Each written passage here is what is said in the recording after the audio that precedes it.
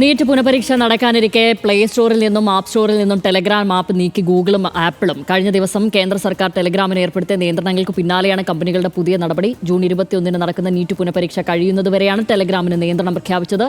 ചോദ്യപേപ്പർ ചോർച്ച തടയുന്നതിന്റെ ഭാഗമായാണ് നിയന്ത്രണം ഏർപ്പെടുത്തിയത് എന്നാണ് കേന്ദ്ര സർക്കാരിന്റെ അവകാശവാദം.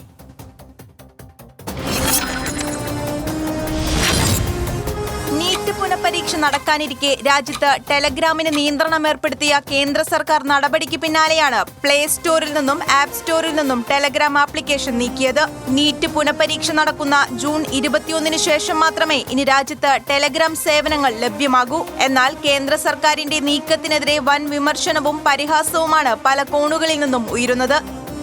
കേന്ദ്ര നീക്കത്തെ ചോദ്യം ചെയ്തുകൊണ്ട് കോൺഗ്രസ് നേതാവ് കാർത്തി ചിദംബരത്തിന്റെ എക്സ്പോസ്റ്റിന് കീഴെ ടെലഗ്രാം മെസ്സഞ്ചർ നൽകിയ മറുപടിയും ഇപ്പോൾ ഏറെ ചർച്ചയാകുന്നുണ്ട്.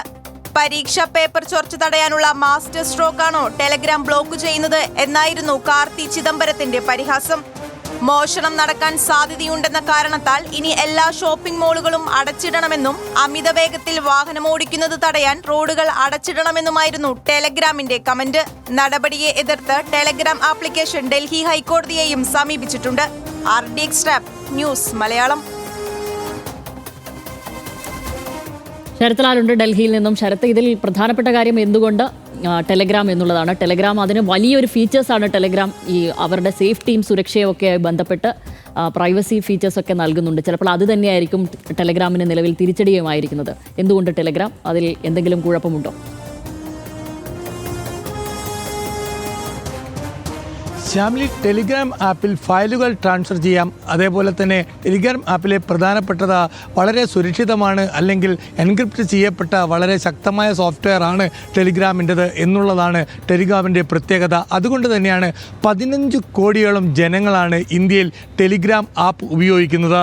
ഈ 15 കോടി ജനങ്ങളാണ് ഇപ്പോൾ ഈ നിരോധനം കൊണ്ട്, അല്ലെങ്കിൽ ഈ ജൂൺ 21 വരെ നീറ്റ് പുനഃപരിശോധനയുടെ പേരിൽ 15 കോടി ജനങ്ങൾ ഈ ടെലിഗ്രാം ആപ്പിൻ്റെ നിരോധനം കൊണ്ട് വിഷമം അനുഭവിക്കുന്നു. ഇതുതന്നെയാണ് ടെലിഗ്രാം സിഇഒയും വ്യക്തമാക്കിയിരിക്കുന്നത്. കാരണം ഇത്തരത്തിലുള്ള നടപടി അത് മറ്റു ആപ്പുകളെ, അല്ലെങ്കിൽ മറ്റ് തങ്ങളുടെ സമാനമായ രീതിയിൽ തങ്ങൾക്ക് മത്സരരംഗത്തുള്ള മറ്റു ആപ്പുകളിലേക്ക് ക്വസ്റ്റ്യൻ പേപ്പർ ചോർന്നുകൂടെ എന്നതാണ് ടെലിഗ്രാം ചോദിക്കുന്ന ചോദ്യം.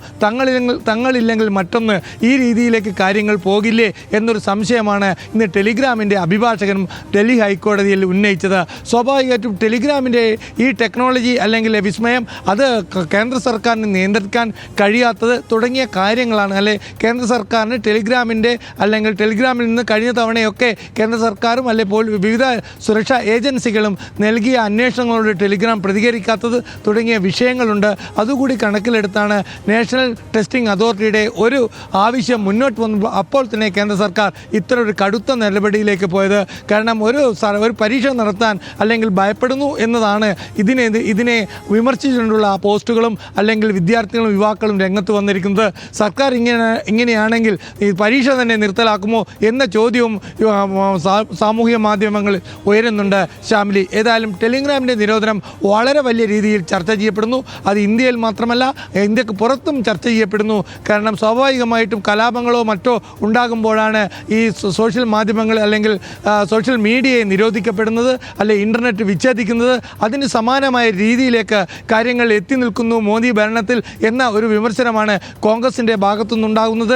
ഇതുതന്നെയാണ് ഇടതുപക്ഷ കക്ഷികളുടെ ഭാഗത്തുനിന്നും ഉണ്ടാകുന്നത്. കാരണം കൃത്യമായ കാര്യങ്ങൾ നടപ്പിലാക്കാൻ അല്ലെങ്കിൽ നടത്താൻ കഴിയുന്നില്ലെങ്കിൽ പിന്നെ ടെലിഗ്രാമിനെ കുറ്റം പറഞ്ഞിട്ട് എന്ത് കാര്യം എന്നതാണ് ഇടതുപക്ഷത്തിൻ്റെ ചോദ്യം. അതിൽ മറ്റൊരു വലിയ പ്രത്യേകത എന്ന് പറഞ്ഞാൽ ഇത്തരം സോഫ്റ്റ്വെയറുകൾ കാര്യങ്ങളും ശ്യാമിലി അത് നോക്കിയാണോ പരീക്ഷ നടത്തുന്നത് എന്ന ചോദ്യവും നമുക്ക് ഉയർന്നു വരുന്നു. ശ്യാമിലി, ശരി. ശരത്ലാലാണ് ഡൽഹിയിൽ നിന്നും വിവരങ്ങൾ നൽകിയത്.